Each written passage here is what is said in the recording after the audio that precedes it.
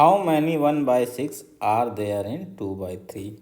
2/3 में कितने 1/6 हैं। तो इसको पहले ग्राफिकली कर लेते हैं, फिर मैथमेटिकली कर लेते हैं। तो देखिए 2/3 यानी कि 3 में से 2 हिस्से लेने हैं। तो मान लीजिए एक चीज़ है हमारे पास, कोई एक रेक्टेंगल टाइप में बना लेते हैं। इसमें मान लीजिए 3 बार ले लेते हैं इस तरीके से। तो 3 हिस्से में 2 लेने हैं, 3 हिस्से हैं कुल। 3 हिस्से में 2 हिस्सों को अगर हम रंग दें इस तरीके से, तो ये जो रंगा हुआ हिस्सा ये क्या कहलाएगा, ये 2/3 आ जाएगा। ठीक है। इसी तरीके से अब इसमें देखना है 1/6। अब इसी में पहले अलग बना लेते हैं। मान लीजिए इसी को अगर 1/6 करना है तो इसको कितने हिस्सों में, 1 2, ये 3 हिस्से हो गए बराबर, और ये काट देते हैं तो 6 हिस्से हो गए। कितने हो गए, 1 2 3 4 5 6।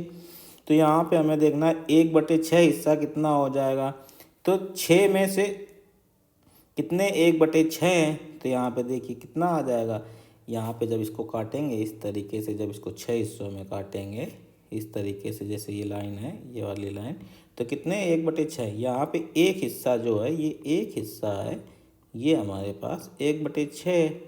ठीक है।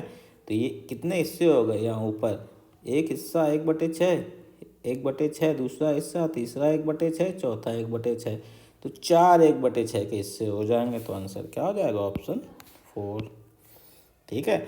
अब मैथमेटिकली देख लेते हैं कि कितने कुल संख्या कितनी हो जाएगी। 2/3 में कितने 1/6 हैं, तो हो जाएगा 2/3 में भाग दे देंगे 1/6 का। तो x में कितने y हैं, ठीक है ना, तो y का भाग दे देंगे। अब भाग की अवधारणा में क्या होता है, 2/3 जब भिन्नों का भाग होता है तो गुणा करने के लिए अंश बदल जाते हैं, तो इसका बदल जाएगा। अब इसको भाग दे देंगे, 3 दूनी 6, 2 दूनी 2 गुणे 2 आ जाएगा। ये कितना आ जाएगा, 4। तो ये मैथमेटिकली हो जाएगा, ये पिक्टोरियल रिप्रेजेंटेशन से हो जाएगा।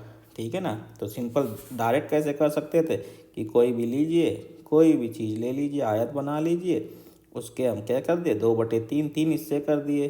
अब 2/3 हिस्सा क्या हो गया, ये 2 हिस्से हो गए 2/3। अब इसको 6 बराबर भागों में बांट दिया, तो 6 बराबर भागों में 2/3 में देखें तो 1 2 3 4 हिस्से 1/6 के हो जाएंगे।